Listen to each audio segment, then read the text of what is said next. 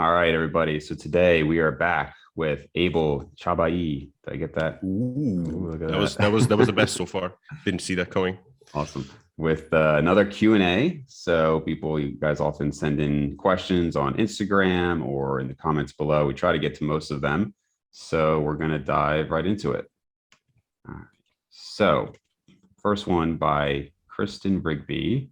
Hi, Dr. McConey. I was wondering if you could give me some advice. Huge fan of your channel on YouTube. Thanks so much.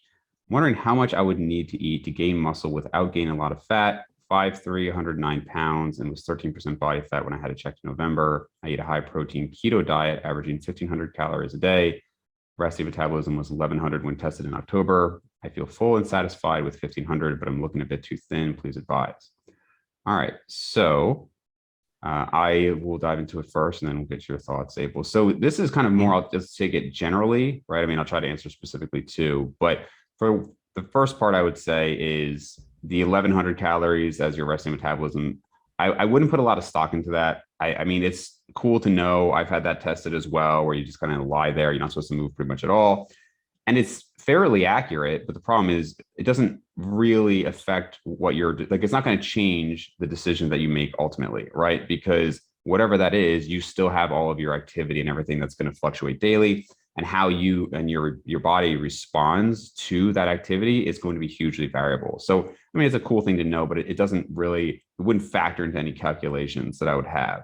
I would just say if you're at 1,500 calories, you're feeling thin and you're not gaining weight, the simplest thing is just incrementally go up. So assuming you're already eating enough protein, then if you're on a keto diet, I would just slowly increase the fat by about 50 to 100 calories per day and see if you gain any weight. If not, I'd give that about, somewhere between 4 to 7 days. If you haven't budged at all, go up another 50 to 100 calories. I'm saying 50 to 100 because you're, a smaller female eating only 1,500. If this was applied to somebody, a male eating 3,500 calories, then I'd say, you know what, add 1 to 200 calories and see. So it's kind of proportional. See until you start slowly going up. It can take a while for things to start moving, but I wouldn't jump into anything like 500 to 1,000 plus calories. And if you're not on a keto diet, I would tend to increase it from carbs once you've already got like a moderate level of fat.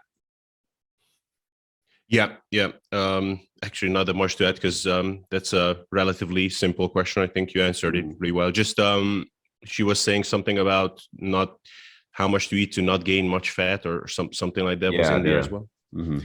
Yeah, and I think a good guideline for that, I heard it from Menno. I wish it was someone else who said it, but with keto diets, once your fat intake starts to exceed your protein intake, that's in terms of grams, that might be the point where it might be worth thinking about switching to a non-keto diet, which is why for gaining, for many people, it's not that comfortable to do it on a keto diet, because then you actually need to start like consuming a lot more oils and butters and stuff like that. So yeah, having done a couple of keto bulks, it is usually, I mean, it's not horrible unless you're really pushing the weight up there, but it does get tough with all of the oil or peanut butter or whatever. I would also say that just keep in mind, a lot of people do ask similar questions, and there's no rate of weight gain that is going to allow you to gain just muscle. Like, it's just not going to happen, right? You will gain fat unless you're a complete noob, either to lifting or to steroids. You're going to gain fat.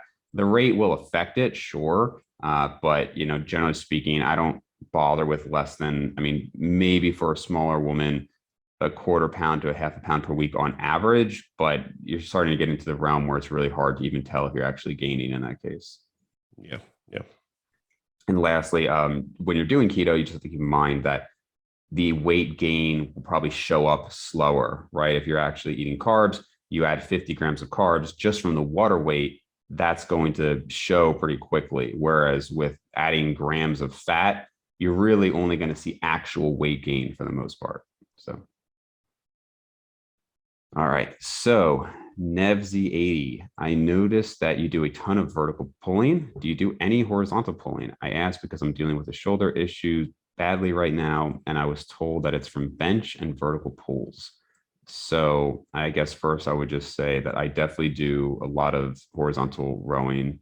I would say it's probably about half and half. So I guess probably because people see me do pull-ups, which is what I post the most of. My rows are kind of boring. I mean, I guess I do heavy dumbbell rows, but even that, I mean, I do 100 pounds for higher reps and at the end of the workout. So it's not anything really impressive. Whereas my pull-ups are reasonably strong, excuse me, reasonably strong, which is why I post that. So I would just say, just to note that I do probably do 50-50, maybe 2/3 vertical. I think, Abel, you're more of a fan of vertical, right? Because of the range of motion.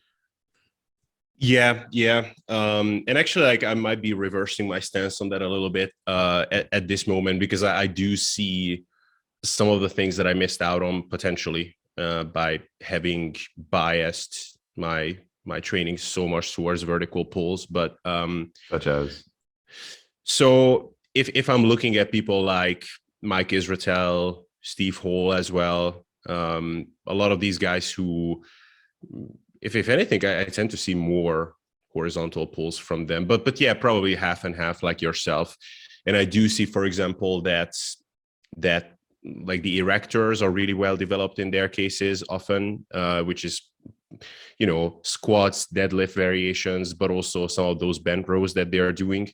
And there's definitely a lot of, rear delts and also mid trap, like rhomboid, like those muscles that you are probably hitting better with horizontal pulls, and they contribute a lot to your back aesthetics as well. And my thing so far was that those things still get hit with vertical pulls, but then they give a much better range of motion for the lats. So I don't know. I might have missed out on something by having biased things so much towards vertical pulls. But I'm curious, like, have you always done that? Like that kind of proportion of vertical to horizontal pulls, or that's a more recent thing for you? No, it's kind of always been that way. Just whenever I've programmed, if I mean, not identical, but like I've done pull-up specialization phases where obviously it's a lot higher for vertical, but any normal programming for me, yeah, I would say it's about 50-50. Same thing with pressing to pulling volume. And he even mentioned shoulder issues. He said he was told it was from his bench and vertical pulls. So I don't know who said that, but I would try to follow up with a physical therapist, because we can give you kind of generic suggestions, try to balance out the pulling, do face pulls, there's some banded stretches and things you can do. But shoulder issues, just, spoken kind of generically, is very, I mean, obviously we can't diagnose that here. So I would try to follow up with somebody in person who can actually give you a proper assessment. But, something that is often talked about is making sure that you're doing as much pulling, if not more, than pressing, because a lot of people, especially people who are new to lifting, focus on benching, maybe shoulder pressing, but definitely a lot of emphasis on benching, and you can get some imbalances there. Yeah, out of curiosity, by the way, what are your go-to horizontal pulls? So I mean, growing up lifting, I definitely did a lot of the just traditional barbell rowing.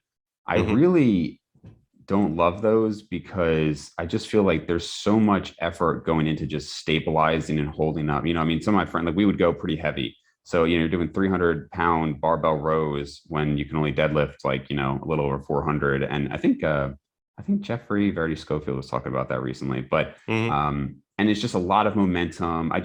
Don't get me wrong, like, it works. It's one of those things where there's a difference between, is it going to work or not versus how do you feel about it? I like the machine rows more now, and one arm dumbbell rows have been a staple since I was like pretty young. Not so much like croc rows where he's just like completely just yanking it. But I do think there is something to be said for that really heavy stretch that you can get with a one arm dumbbell row.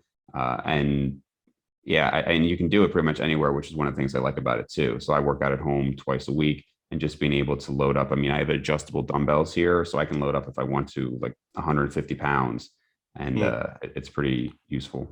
One thing I'm experimenting with now, and I sent it to you guys with Brian Borstein, is these Arnold style cable rows. Because I mean, they're a bit awkward, but they are actually like a very complete movement in terms of what they stimulate. So because you lean forward, so actually it's pretty good for the lats, because like you can actually like do quite a bit of shoulder extension. And then also like because of that little bit of spinal movement, it's also spinal erectors are pretty well hit with that. And then obviously like all the, like muscles that you would normally hit with a horizontal pull. So I'm experimenting with that. I just don't know how safe it is long term, but Yep. yeah. So SDK, hi Dave, I'm very confused, hoping for clarity. 6'1", 240 pounds, 30% body fat. If looking to lose body fat on a calorie deficit and using 1 gram of protein to 1 gram of weight, do I use current body weight and adjust, or a target body weight of, say, 200 pounds? Insight would be helpful. So I'll kind of tangent off of this a little bit because it's funny. A lot of bodybuilders, everything's to the extreme, right? I've talked before about how ridiculous. I've heard some bodybuilders say you should be drinking 2 to 3 gallons of water a day. If you're not getting up to pee every half an hour, you're not drinking enough, like just classic meathead nonsense. And something with this, they'll say you need to eat as much as what your goal is. So if you're 200 pounds, if you want to be 300 pound, you need to have 300 grams of protein or whatever. You have to eat whatever the multiplier is. You have to treat it like that's your goal weight, which makes zero sense, because if somebody is 200 pounds trying to get to 240 or 200 pounds trying to get to 300, their trajectory up to 240 is still going to be similar, right? You need the amount that you need now to gain. So, what if you're 120 pounds, but you want to be Mr. Olympia? Are you going to be eating like 300 plus grams of protein? I mean, it just gets ridiculous. So I say within, a reasonable range, eat for what you're currently at. Okay. So if you do want to follow the 1 gram per pound of protein, now this is the opposite way, right? This is for dieting. So I would still say, especially actually even more so, because if you're gaining, it doesn't really harm you to say, hey, I want to eat a little bit more protein. Like, I don't think it's necessary, but it's fine. But if you're 240 pounds and you say you want a goal weight of 200, or what if you have a goal weight of 160? Should you only eat 160 grams of protein? I would say no, eat for where you're at now, right? So if you're following that, eat the 240 grams of protein. Now, I know, Abel, you've talked before about Eric Helms and some of these other people saying, the benefits of more protein, even though we might not have a ton of data on it.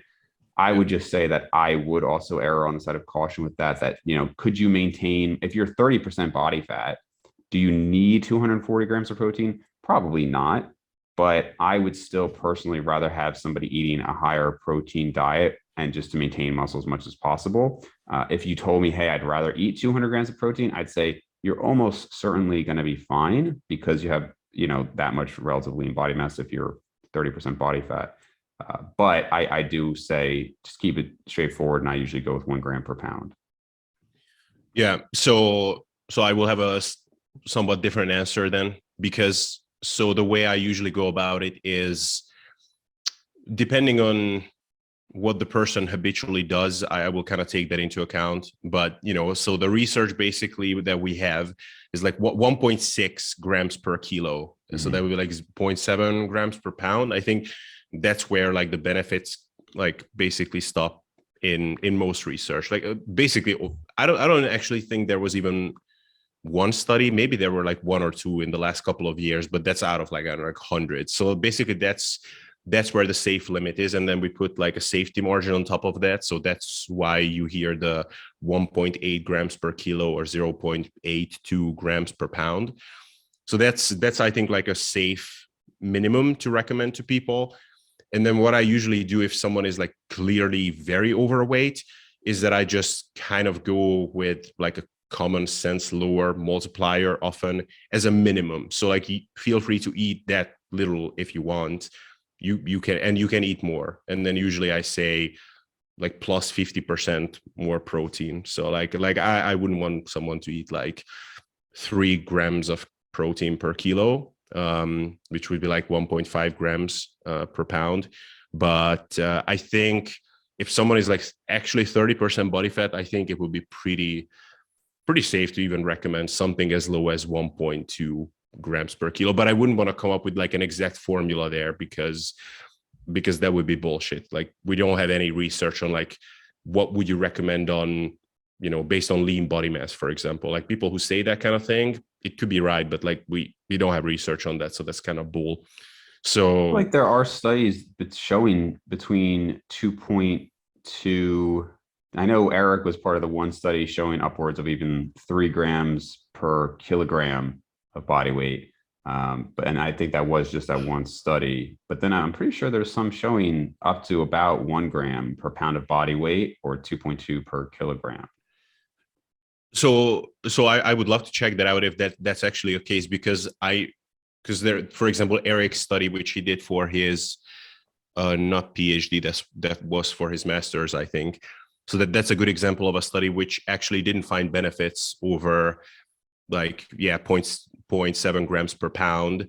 But then in the conclusion, that was still the recommendation that, okay, like up to like a gram and a half, because whatever, some reasoning, and some of it might be legit in the context of that study, because so there was no benefits, but people felt more satiated, for example, or felt better who were eating the higher protein amount. Yeah, we'll have to follow up, and maybe we can put it in the comment section, because I'm almost certain that the whole thing was that they found increased retention of lean body mass when dieting with up to close to 1.5 grams per pound of protein.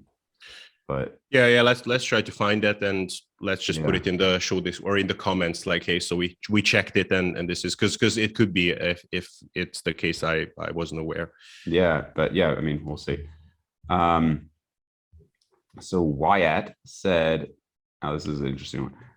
Hey Dave, I'm a young lifter, so this may be a strange question, but lately I've been watching Leo with longevity. Frankly, I'm a bit overwhelmed by the measures he takes to live longer, such as not even lifting, though he wants to, not eating protein, and even not eating things like beets because of the natural nitrates. I want to know, is it really worthwhile to go to these measures? How much extra lifespan would this even guarantee?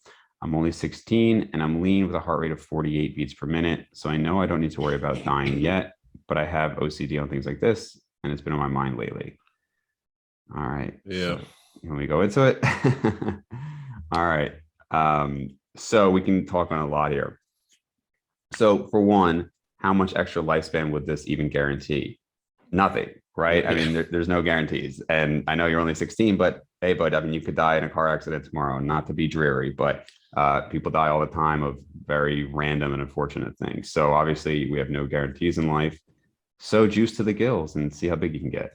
But you know, so it's tough. You know, I think that's probably an age that you start thinking about. I don't know about you, Abel, but I definitely was thinking about like mortality and death, you know, probably early high school years, and just kind of realization. I think it also depends on your life experiences, right? If you have family members die and stuff like that. But as far as the lifestyle, so I was thinking about this question, and if you could break it up into 3 triplets, right? And we try to keep everything as constant as possible.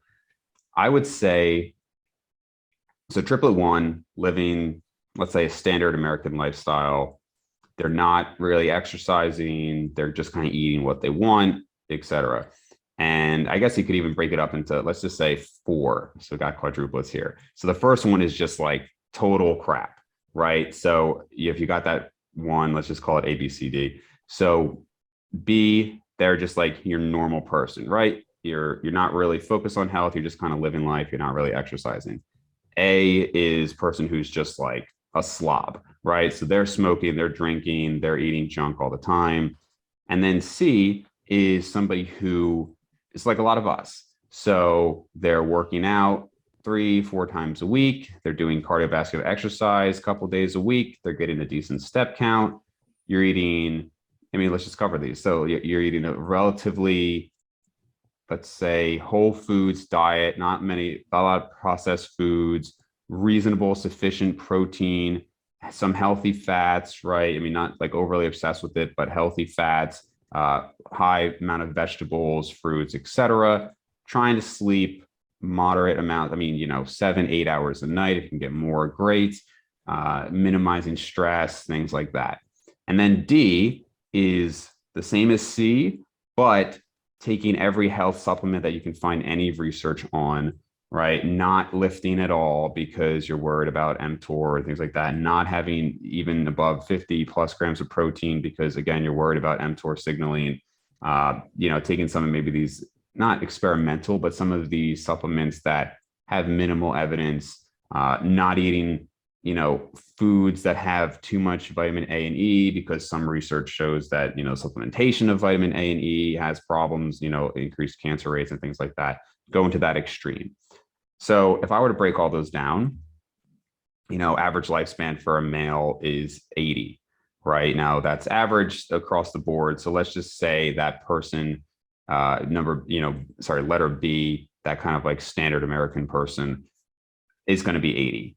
This is so much speculation in terms of lifespan, because as we already said, people die unexpectedly of things all the time, right? And so there's no way to really predict all of this. But if we're just kind of really, really, I want to keep that emphasized, really speaking generally, I think it's very reasonable to say that person A is taking quite a bit off their life, right? And you could even relate this to people who use gear, right? So we have the examples of people who smoke and live to be 100 years old. We have the examples of people who abused gear and somehow live still to be very old. However, I see on bodybuilding forums all the time, oh, well, you're going to take 10 years off your life with gear. But the thing is, maybe on average, you're going to take 10 years off your life, but you're also going to have a lot of people who have a heart attack at 40 and shorten their life by 45 years because of gear, right? That's going to happen. You're going to have somebody who never would have gotten lung cancer, but they smoked.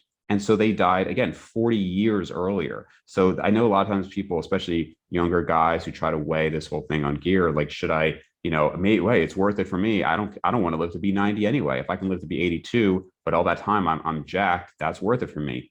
I'm not saying that logic can apply. I'm saying you don't know what's going to happen. And I have spoken with people who have ended up dying in their 30s or 40s. I knew a guy in Baltimore who died after abusing oral steroids, and he had a lot of liver complications, and he died at just after getting married, unfortunately, 32. Another guy who had a heart attack at 40 and has just kind of gradually degraded since then. So these one-off things can happen.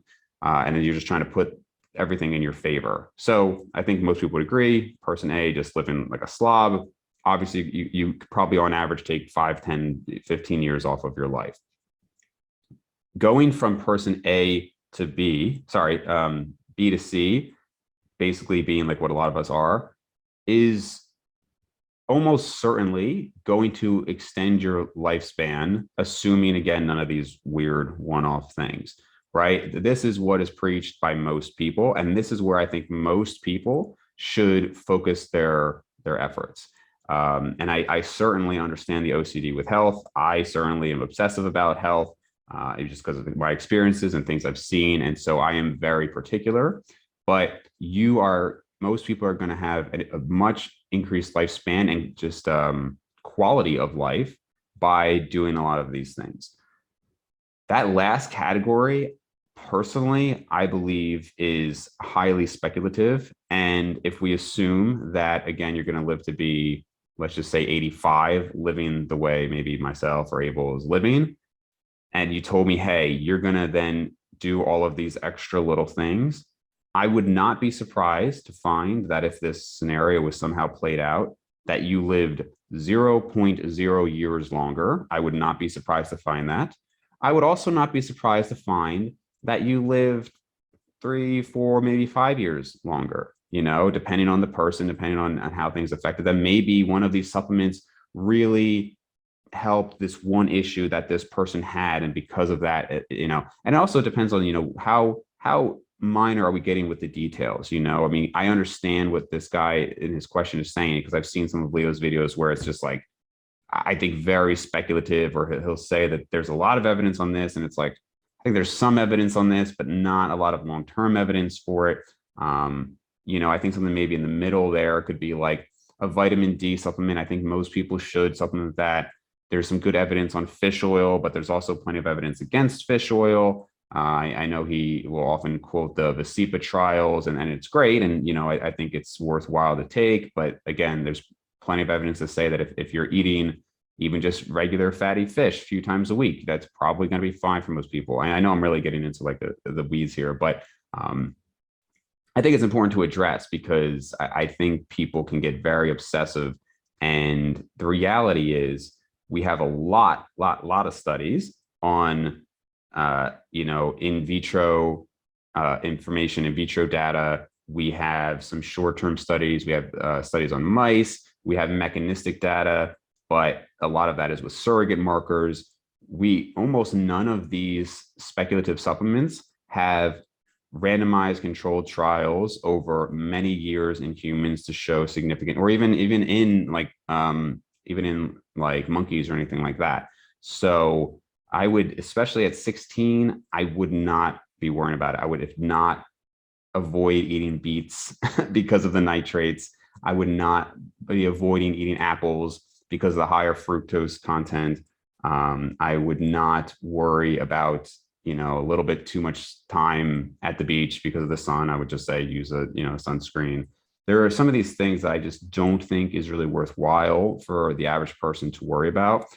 In the same way that, Warren Buffett would say that 99.9% of people should probably just invest in the S&P 500, and just not worry about trying to beat the stock market and all these things. Not to mention many, many studies show that it's almost impossible to do so. But that aside, just kind of like for most people, just keep putting it in and do the right things that we've talked about, those global things. And I probably wouldn't worry so much about all those little details, despite being somebody who is very obsessed with that stuff themselves and will maybe try some things here and there.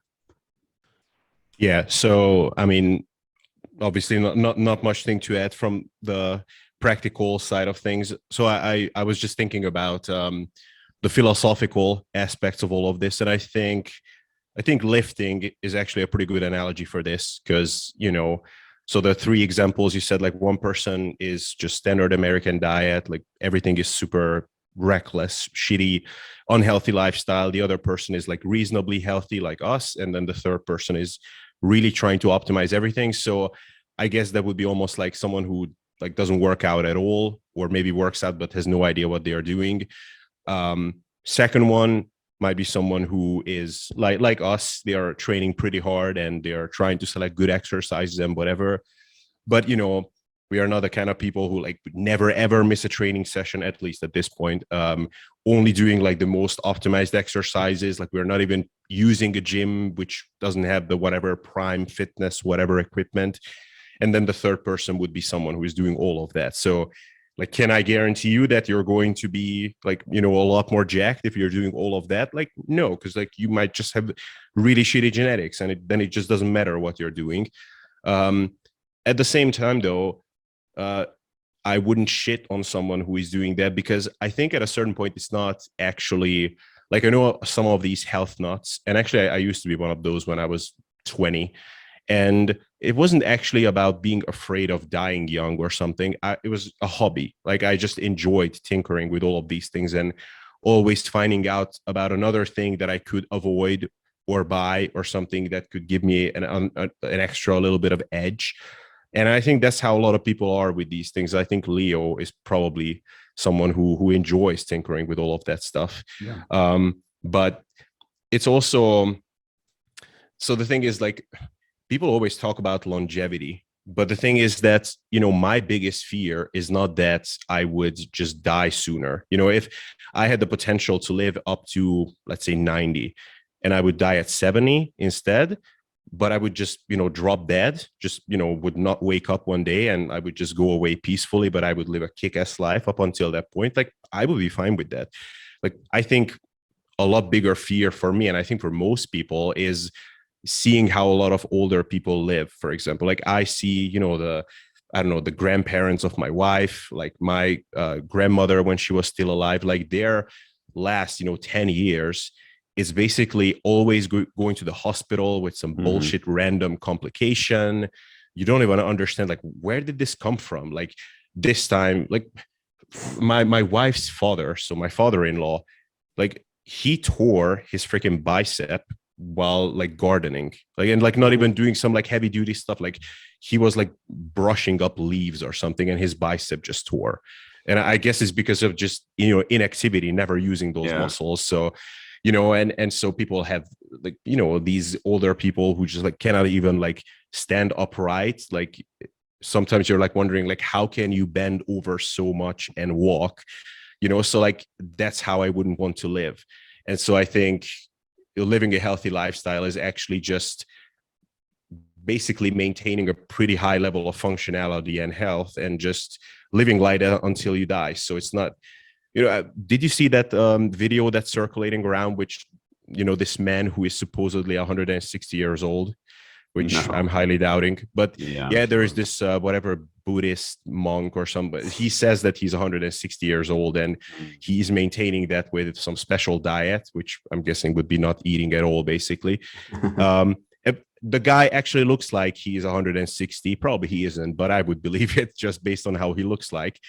Man, like I wouldn't want to live until that age, even if I could. Like, man, like basically it's the only thing separating this person from, I don't know, like some kind of dead organic material is that he is breathing. I don't know. Like, it's not just about living long, it's having a high functionality as well. So anyway, just some philosophical.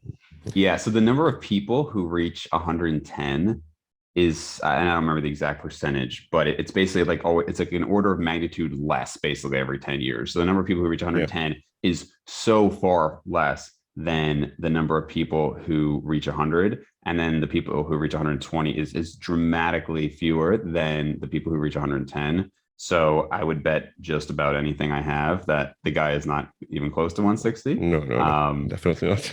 So this is totally unrelated to fitness, but just a question for you. How long would you want to live if you could maintain your current, your 30-year-old body and mind? Ooh, that's a good question. In that case, I would be up to living pretty damn long, actually. Because go ahead. Yeah, because I would restart a lot of things which I fucked up when I was younger, and like it would be nice to think that like I have so much time left. Yeah. Because people always say, "Oh, I wouldn't want to live this long." I was like, "Well, yeah, if you're constantly degrading, then sure, I wouldn't want to live past like 100."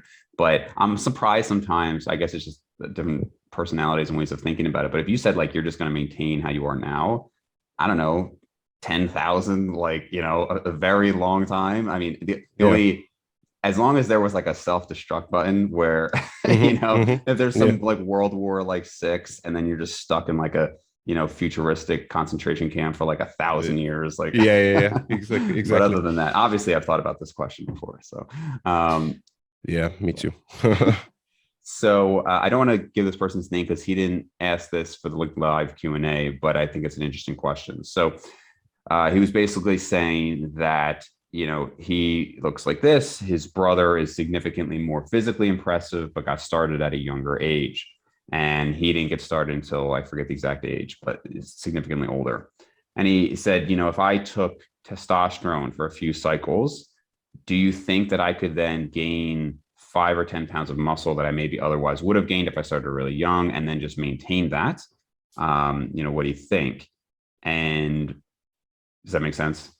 So yeah, but how old is he? So was there something that I missed? I'm forgetting. I think he's around 40. Okay. And his brother, who is 2 years younger, is significantly more muscular, but started lifting a lot earlier. And so he was saying if he were to take testosterone, could he gain 5 to 10 pounds of muscle with a few cycles and then just maintain that even off the testosterone? Because it's muscle that I guess in theory he would have had if he started younger. Right. So I told him that, and also because he was comparing to his brother, he said, well, look at how much more muscular my brother is. So I would say, one, unless you maintain at least TRT, if not slightly above, you're going to lose that muscle. There are countless examples of people who blasted for many years and now are what I believe is truly TRT, like somebody like John Meadows, who even on, he went from, his normal lifestyle to 200 milligrams of testosterone and still maintained a extremely impressive physique, well over what any natural could achieve. And then even when he went to 100 milligrams per week, he still maintained an extremely muscular physique. So I think we have a plethora of examples of people who, after, a decade plus of using a lot of gear, are able to maintain a lot of muscle.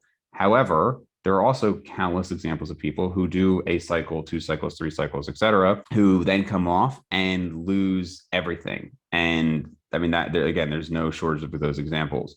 You're going to have a huge crash. Your body is probably just going to try to maintain homeostasis, get back to where you were. So, yeah, could you gain 5 to 10 pounds of muscle on testosterone? Sure, but I think you'll just lose it. The second thing I said is that you really can't just compare to your brother because, and like obviously they're going to be more genetically similar to you than most people, but you could still be dramatically different, right? I mean, I've seen siblings who are 6 inches apart in height. My brother and I have a lot of similarities, but I mean, if you look at us when we were both 12 years old, I was fat and slow and he was lean and athletic, right? And you can't just say, well, he was this way, so I would be that way as well. Yeah. So wouldn't it change things though, that because he's asking like, could he take gear now and just basically catch up to what his potential would have been basically? And then he could maintain that, because like that was always in the cards for him. He just needs a fast track to get there, but he doesn't want to go past that necessarily. So that then it would work, right? I don't think so because he's speculating that he would have that potential because he started younger or because his brother is there. And so I've said, I think the brother example doesn't apply at all. I think the example of, oh, if I started earlier, maybe, but, and obviously this is speculation, but I think there are probably other things that change when you start so young. If you start like 10 years old or even 20 compared to, I think if you started at like, let's say 30, like, I don't know if you'll ever be able to totally catch up to that. And also as an example, I know plenty of people who have taken gear for short periods of time and they've regressed well back to below what they really could be with 10 to 15 years of solid training. So that's just what I've seen. Yeah, that's super interesting. So but what do you think would be so like, let's say that example of yours, so you were 170, you went up to 185, and like, so at the same body fat now you're bigger or so you're bigger than 185 at the same body fat now than you were at the time, right? Correct. So like, how long do you think you would have to stay on at least like TRT or something to make those a bit like more permanent?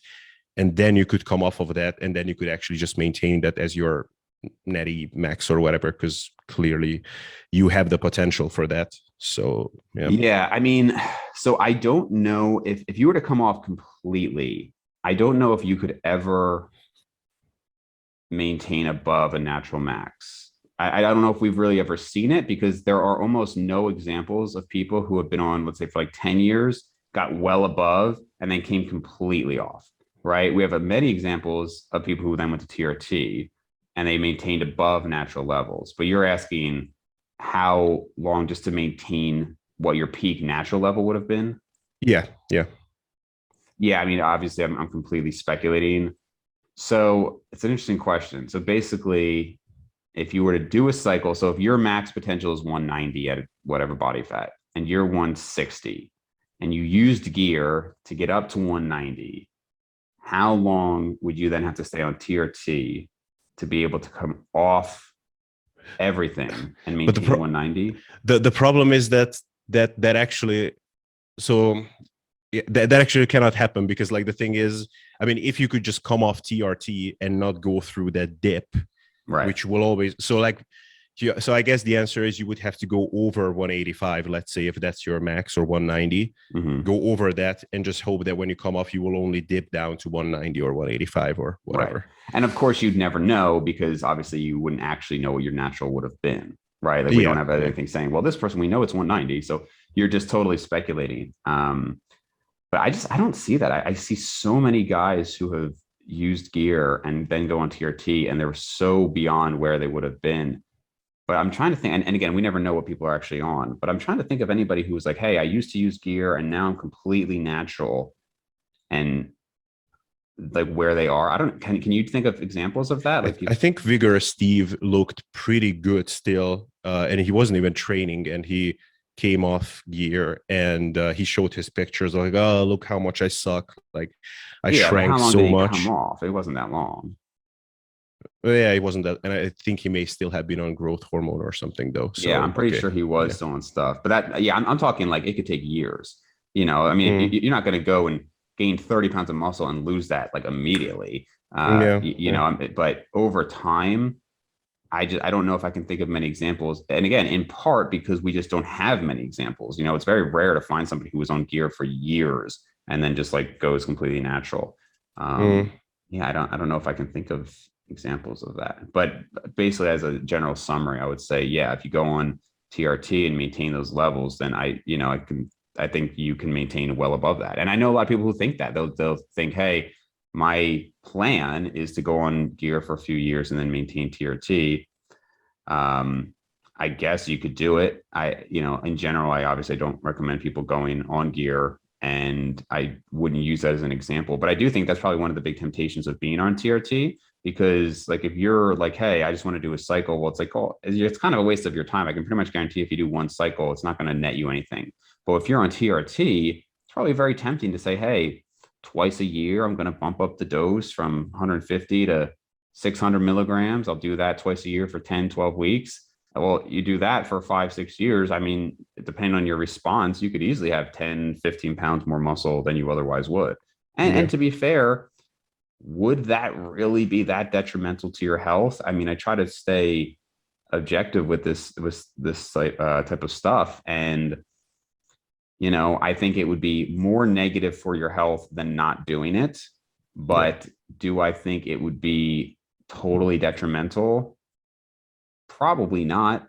At that level, probably not. It'll be interesting to Mm. see people who like Mike Israetel, when he eventually, I know he said he's kind of wants to like max out the bodybuilding realm, and then he'll kind Yeah. of like pull back. I don't know. Have you heard him talk about, does he plan on like just TRT for life or?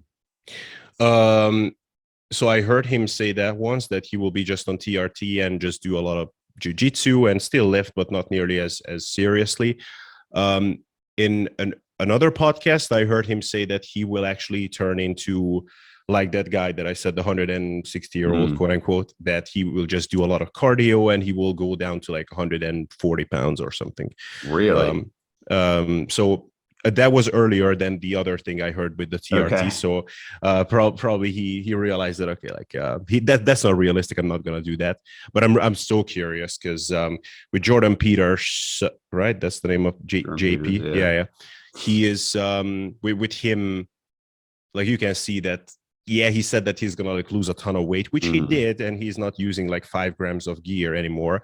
But I mean, he's freaking massive, and he's using like maybe like 500 total milligrams of stuff. No, that's So still, I mean, yeah. it's hard to let Doing go, that I like year guess. round?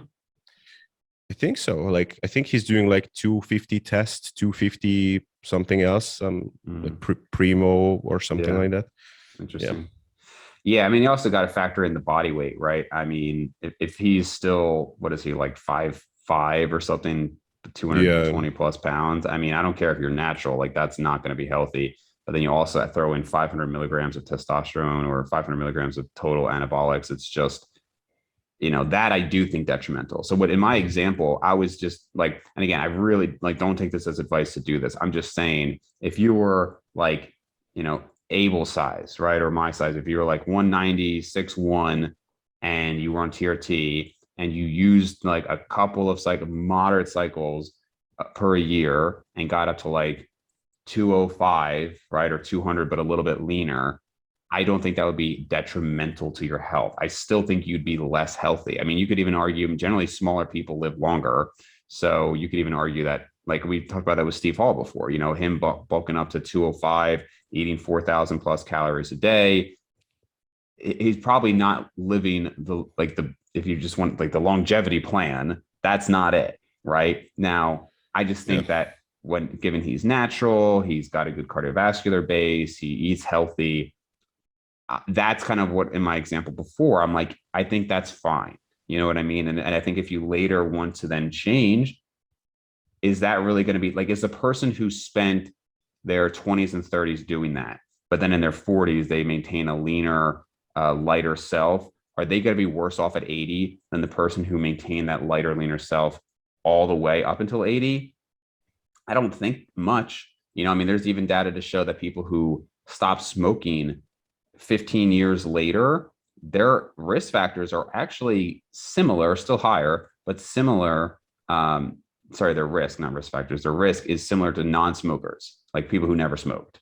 Now, there's obviously a lot of caveats there, and I'm not saying you can just undo like 20 years of smoking. That's not what I'm saying. But just to say that, your body is very forgiving in your 20s and 30s. Yeah, and I would say just to, so what you said about someone being on TRT doing some mild cycles, I would say that someone who is natty and is, let's say, abusing caffeine and stimulants, I would say that person is probably worse off. So like now, like I'm experimenting with, well, not experimenting, like I'm using modafinil pretty regularly.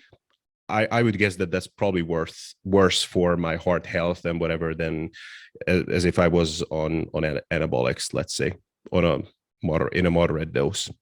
Yeah. So, which yeah, you're definitely more well read on the stimulant literature than I am. So yeah, and it's not that great to use a lot of stimulants, unfortunately. Yeah. No, I haven't had even caffeine really since when I was like 20. I had used it regularly for cutting, meaning like I would take 200 to 400 milligrams. Honestly, even that, I only did that once. I've never been big on anything like that. I've never taken modafinil or Adderall or anything like that. But nowadays I'll have coffee like once in a blue moon. But the thing is, when I do take it, it feels great because I'm so, it's a stimulus at this point. But are you still taking high doses of caffeine regularly? Caffeine I don't do in high doses because it's just redundant with something like modafinil.